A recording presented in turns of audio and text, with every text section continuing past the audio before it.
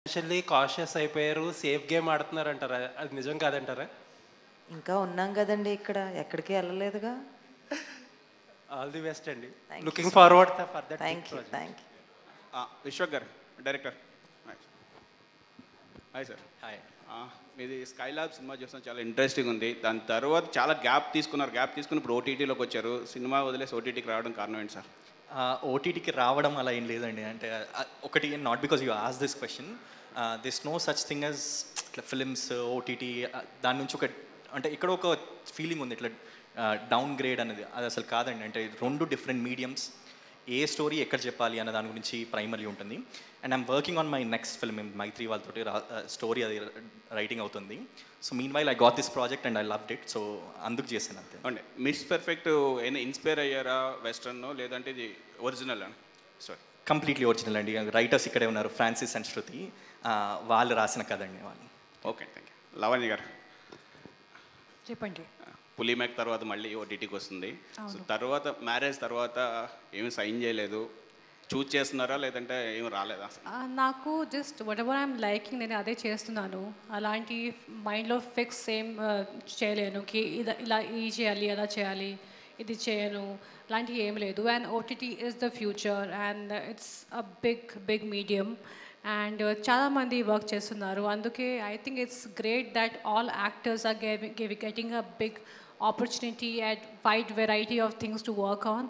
And అందుకే sign చేశాను. మధ్యలో మూవీ కూడా ఫినిష్ చేశాను, 2 మూవీస్ ఫినిష్ చేశాను, ఒక తమిళ్ కూడా ఉంది. అండ్ అలాంటివి ఏమీ లేదు. What ever I like I'm just going on doing it. Supriya గారు మీరు అడగండి క్వశ్చన్ అడగండి. సుప్రియ గారు, మీకు డిస్ట్రిబ్యూషన్ కంపెనీ ఉంది, ప్రొడక్షన్ హౌస్ ఉంది, అట్ ద సేమ్ టైము మీరు ఎన్నో చేస్తున్నారు రెగ్యులర్గా కూడా.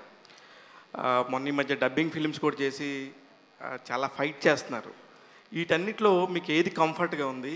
ఈ మిస్ పర్ఫెక్ట్ అనేది చేయడానికి రీజన్ ఏంటి? రీజన్ ఏం లేదండి, మంచి కథ వచ్చింది, ఆపర్చునిటీ వచ్చింది. ఇప్పుడు cinema studio, distribution, film production, television production, stars అందరూ ఉన్నారు, stars and actors. So A opportunity వచ్చింది అని అంటే చేసుకుంటూ పోతామే. అంటే వీటిలో ఏది కంఫర్ట్గా ఉంది మీకు అని అడుగుతున్నాను. అలా అని ఏం లేదండి, ప్రతి దాంట్లో మీరు ఇబ్బంది పెడుతూనే ఉంటారు, ప్రతి దాంట్లో ఇబ్బంది ఉంటుంది. ఇబ్బంది ఏం పెట్టట్లేదు మేడం, మీకు వెళ్ళి సపోర్ట్ చేస్తాం మేము. లేదు ఇబ్బంది అనేది కష్టం ఉంటుందండి, కష్టం లేకుండా ఏది రాదు. కానీ ఓటీటీలో ఉన్న ఒకటి ఏంటంటే మనకి ఒక రిలీజ్ డేట్ అని, ఒక డిస్ట్రిబ్యూషన్ అని, లేకపోతే అలాంటి ప్రాక్టికల్ కష్టాలు కొన్ని ఉండవు. అలా అని మన ఓటీటీ కథలు రాయటం, ఈ మీడియంలో కథలు రాయటం తేలిక కాదండి. 240 to 320 minutes రాస్తున్నారు.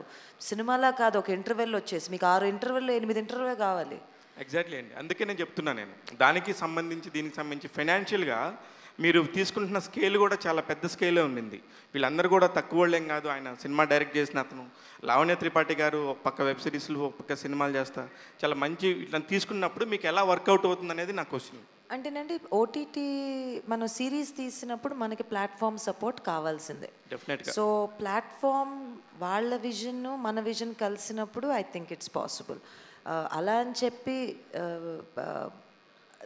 దీని ఛాలెంజెస్ దీనికే ఉన్నాయి, దాని ఛాలెంజెస్ దానికే ఉన్నాయి. అంటే కొన్నిసార్లు ఒక 9 నెలలు 10 నెలలు సినిమా తీసినాక చాలా కష్టమైపోద్ది.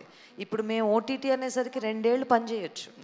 So you get some breathing time, but రెండిటికి ఇట్స్ ఓన్ ఛాలెంజెస్.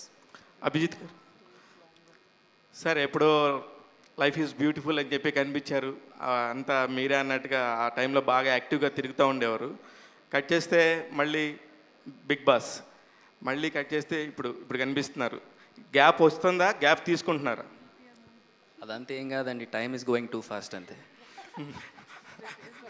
లావణ్య గారు హియర్ యా, ఒక వ్యక్తికి ఓసిడి ఉన్నప్పుడు ఒక టిపికల్ బాడీ లాంగ్వేజ్ కావచ్చు, స్టైల్ కావచ్చు, అలాంటిది ఒకటి ఉంటుంది. సో అలాగా మీ క్యారెక్టర్కి అలాంటి ఏమన్నా మేనరిజం ఏమన్నా ఉందా? ఉంది యాక్చువల్లీ, సారీ, ఉంది. There is a certain mannerism. And నిజం చెప్తే ఈ క్యారెక్టర్కి అంత సీరియస్ ఓసిడి లేదు. ఓసిడి అంటే ఒక serious problem actually. And I would say more of a perfectionist than a OCD person. అందుకే మిస్ పర్ఫెక్ట్ పేరు పెట్టాము. And but definitely there are few characteristics that you will see in this girl, Lavanya, and why she gets into trouble, and because of those characteristics. So yeah, ade. So Lavanya గారు, చెప్పండి. ఈ role ప్రకారం miss perfect కదా, so normal లైఫ్లో లావణ్య త్రిపాఠి ఎంతవరకు perfect? నేను imperfect.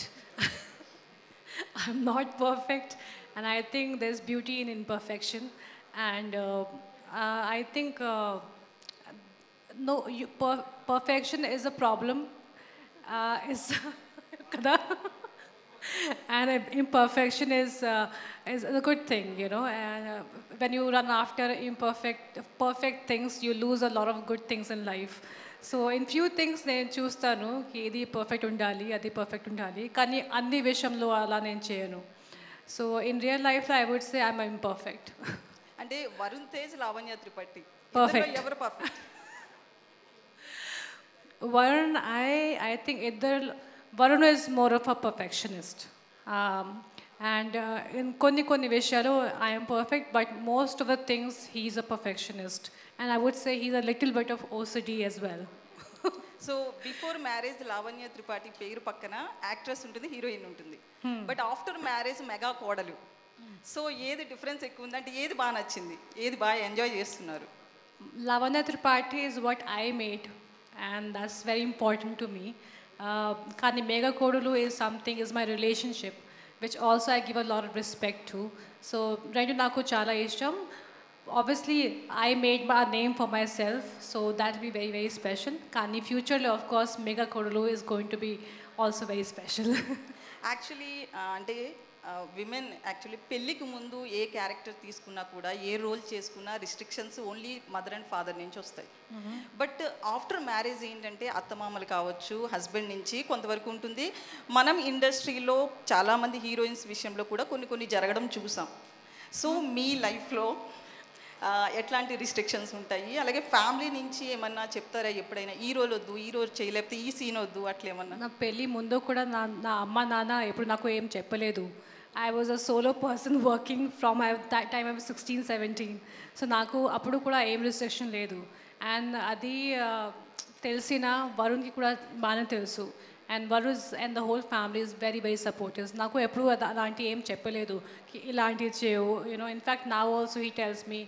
ఆ ముందే కూడా అది డిఫరెంట్గా నేను చేయను. I had my own restrictions, and తర్వాత కూడా I will continue doing what I have been doing. So ఆ ముందే కూడా I think it's a very personal choice. So I can't say anyone has done anything wrong in their life. It's their choice, and whatever I've done so far, I'll continue doing it.